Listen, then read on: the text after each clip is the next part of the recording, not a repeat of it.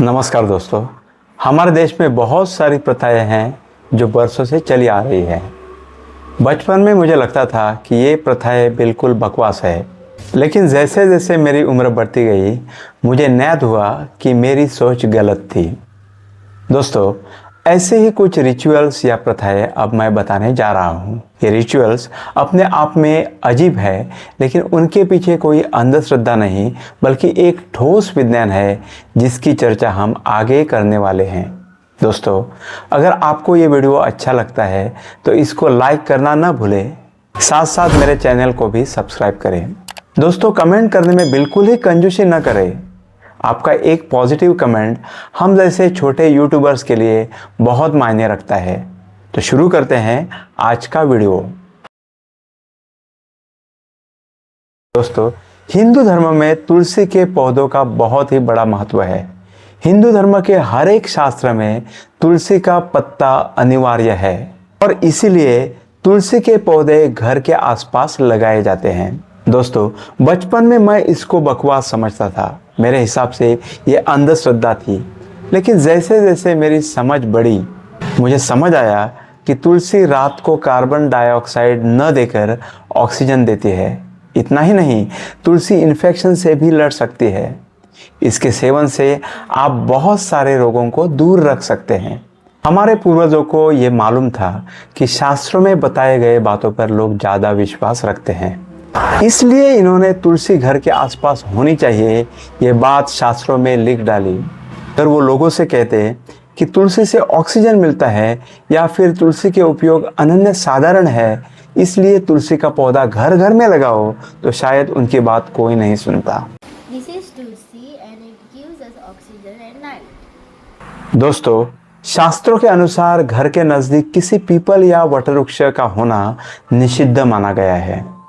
वास्तुशास्त्र में ये साफ साफ कहा गया है कि अगर पीपल किसी के घर के पास है या कोई अगर पीपल के पास अपना घर बनाता है तो उस पर आपदा आने के चांसेस बहुत ज़्यादा रहते हैं। दोस्तों, पीपल के पेड़ पर भूत बसते हैं या नहीं ये अलग बात है, लेकिन पीपल या वटवृक्ष का अपने घर के नज़दीक होना अपने आप में एक बहुत बड़ी आपदा पैदा कर सकता है।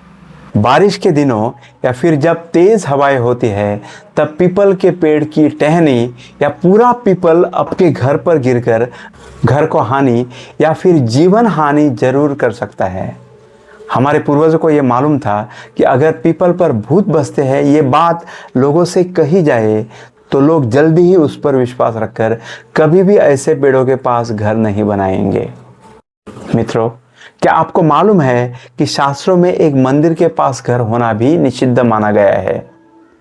वास्तुशास्त्र तो ये भी कहता है कि मंदिर की परछाई किसी भी घर पर नहीं गिरनी चाहिए।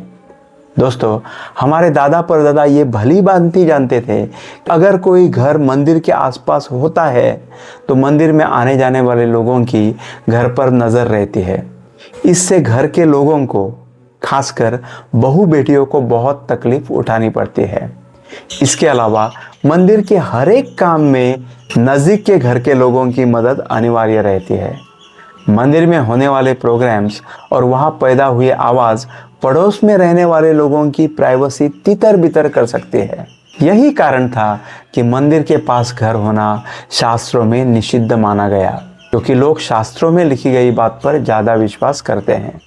दोस्तों, पुराने ज़माने में अगर किसी को कोई शारीरिक तकलीफ होती थी या फिर कोई रोग का शिकार होता था तो उस इंसान को सुबह और शाम गांव के किसी दो मंदिर में जाकर भगवान की मूर्ति पर माथा टेकना होता था।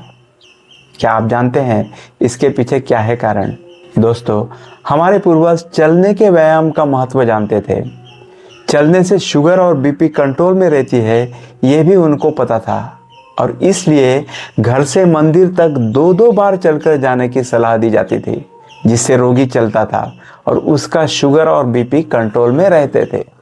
Walking, it's one of the best things you can do for your health, bar none, but there's a मित्रों, जब स्त्रियों को मासिक स्राव होता था तब उनको अलग कमरे में 3 दिन तक रखा जाता था। इन दिनों किसी चीज को छूना उनको निषिद्ध था। क्या होगा इसके पीछे का कारण? हमारे होशियार पुरखे जानते थे कि मासिक दिनों में स्त्रियों को आराम की ज़रूरत होती है। और इसलिए उनको न छूने की व्यवस्था अनिवार्य की गई थी। गांव में तो ये प्रथा अब भी जारी है। दोस्तों, अगर कोई इंसान मरता है तो तुरंत उसके नाक और अन्य छिद्रों में कपास डाला जाता है।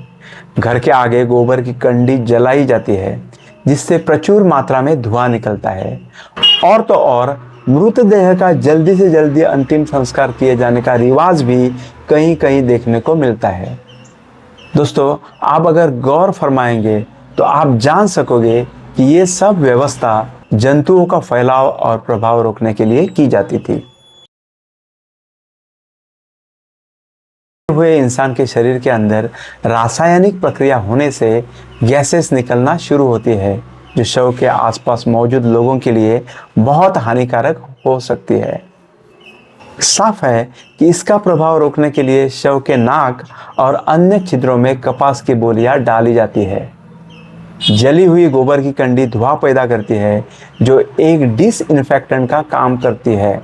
इससे जंतुओं का प्रभाव काफी हद तक कम किया जा सकता है। अंततः शरीर को जल्दी जलाने से रोगों की पूरी जड़ ही खत्म हो जाती है। दोस्तों, आपको मालूम रहेगा कि पहले ज़माने में शादियाँ कम उम्र में की जाती थी। इसके पीछे भी साइंटिफिक रीज़न था। मैं कम उम्र में शादी का समर्थन तो नहीं करता, लेकिन दोस्तों, क्या आप जानते हैं कि पुराने ज़माने में कम उम्र में शादी करने का असली कारण क्या था?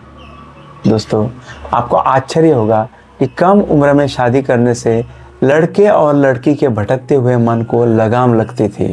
शादी की गए लोग एक दूसरे के प्रति समर्पित रहते थे। यही कारण था कि पुराने ज़माने में व्यभिचार के किस्से बहुत कम सुनने को मिलते हैं। 8-9 की उम्र में शादी होती थी, लेकिन लड़की शादी के बाद अपने पिता के यहाँ रहती थी। जब लड़की सयानी होती थी तो उसके पति के घर उसको विदा किया जाता था। कम उम्र में हुई शादी की वजह से कई वर्षों तक पति और पत्नी के बीच प्यार कायम रहता था और इसलिए उनका एक दूसरे के प्रति उच्चतम समर्पण भी रहता था। यही कारण है कि उन दिनों तलाक के केसेस भी बहुत कम या फिर ना के बराबर होते थे। मित्रों, शादी होते समय भी बहुत सारे रिचुअल्स रहते हैं, जिसमें एक सप्तपदी भी है। यहाँ दुल्हा और दुल्हन अग्नि के समक्ष 7 फेरे लेते हैं, जिससे सप्तपदी कहते हैं। सप्तपदी दौरान दुल्हा और दुल्हन एक दूसरे को कुछ वचन भी देते हैं। ये रिवाज का मुख्य उद्देश्य ये है कि इससे दुल्हे और दुल्हन के बीच का समर्पण भाव मजबूत होता है। इससे उनका आगे वाला जीवन भी सुखकर होता है। सप्तपदी करते समय लोगों की मौजूदगी भी अनिवार्य होती है, जिसके कारण दुल्हा और दुल्हन पर लोगों का एक प्रेशर रहता है। इस प्रेशर के कारण वो एक दूसरे के प्रति समर्पित रहते हैं।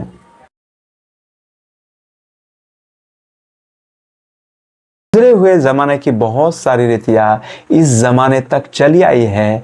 इसमें से एक रीत है अपनी जाति में विवाह करना। लड़का हो या लड़की, फैमिली चाहती है कि अपने बच्चे का विवाह अपने जाति के लड़के से ही हो। इसके पीछे 2 कारण है।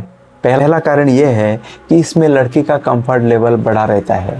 सोचा, अगर कोई लड़की दूसरे जाति के लड़के के साथ विवाह करती है तो बहुत चांसेस रहेंगे कि वो उस फैमिली के मेंबर के साथ अच्छी तरह एडजस्ट नहीं कर पाती है। दोनों जाति में अलग अलग रीति रिवाज होते हैं और लड़की इन रीति रिवाजों में बैलेंस स्ट्राइक नहीं कर पाती है, और यही एक कारण है कि उनकी गृहस्थी में कलह पैदा होता है। दोस्तों, अपनी ही जाति में विवाह करने का दूसरा कारण है प्योरिटी ऑफ ब्लड को बरकरार रखना। जब कोई लड़का अपनी ही जाति के लड़की के साथ विवाह करता है तो उनके द्वारा पैदा हुई संतान जेनेटिकली वही गुण कैरी करती है जो उनके पेरेंट्स में है। और दोस्तों, ये एक बहुत बड़ी बात है। खैर दोस्तों, और भी बहुत सारे रीति रिवाज है जिनके बारे में बात हम किसी और वीडियो में करेंगे। आपके कमेंट्स का इंतज़ार है।